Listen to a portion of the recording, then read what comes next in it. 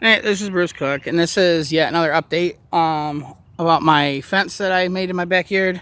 So there's quite a few more things I've done since the last video, and I just wanted to share it because this is actually all that I'm going to be doing with the fence until probably later on in the year. This is exactly how the fence is going to remain when I first get my plants out here. So I'll go over what things I have, new things I have done.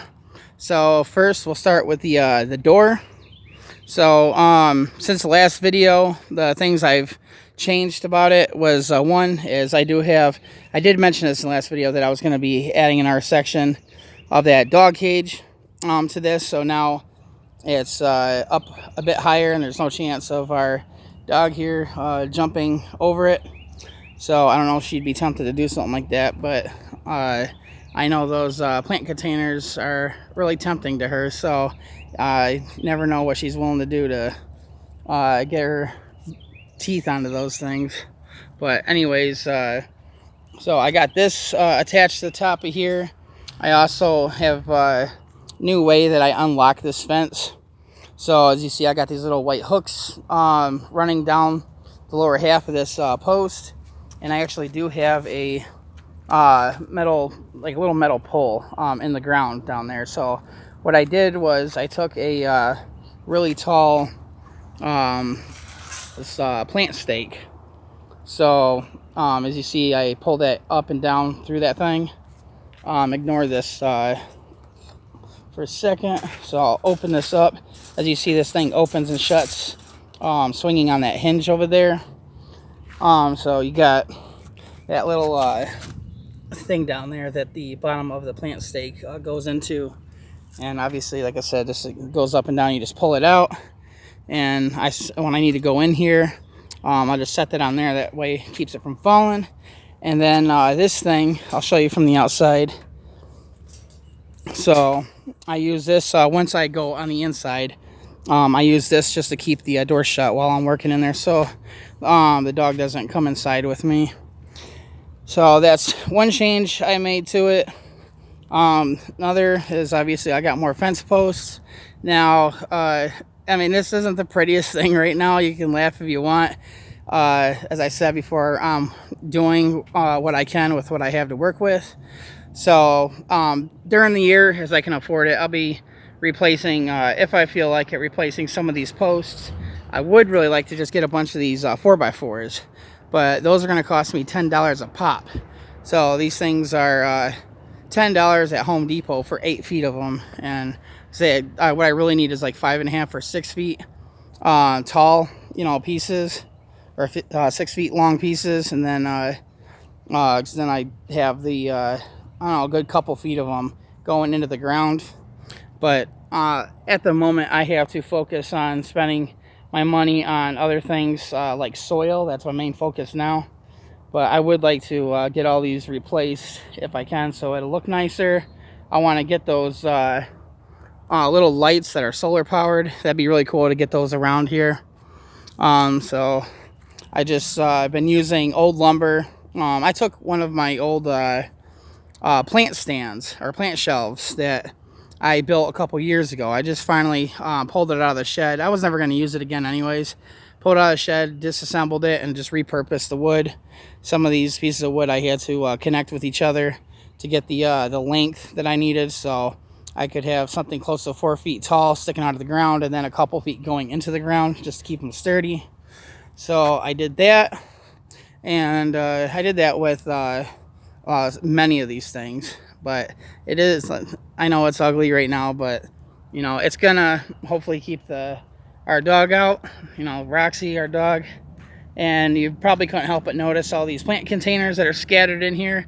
So this is a little experiment I have to do now. It's part of the reason why I decided to build this fence at least a month and a half ahead of time before my plants were to actually come out here, because I need to find out if there's going to be any weak points of this fence, anything that the dog can exploit to get in here. So I need to test it out now while I just have containers that I can, disposable containers, instead of her breaking into here when my actual plants are out here.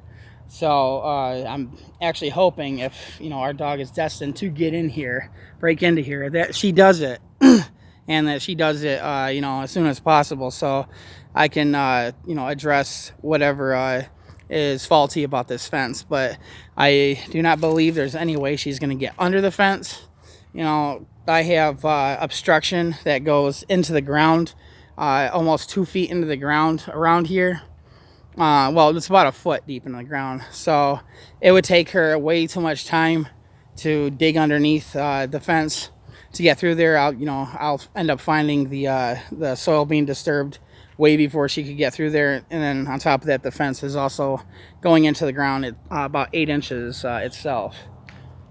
And then I don't think she's going to be able to jump over this either. And then all the extra fence posts I put in here, I mean, there's a lot more. I think I had, I can't remember, it was like 9 posts or something like that in the last video. So I had to put up a bunch of these extra ones because after the first day, after the last video, the very next day, I noticed part of this fence was kind of pushed inward, and it looked like it could have, it was like leaning inward enough where she could have easily climbed up it and jumped into here. So I added all these extra fence posts to make the fence really strong and sturdy, so it can't be bent like that. And I have all of the posts that I would need, so now it's not going to bend like inward like that. I mean, it was like leaning in real far.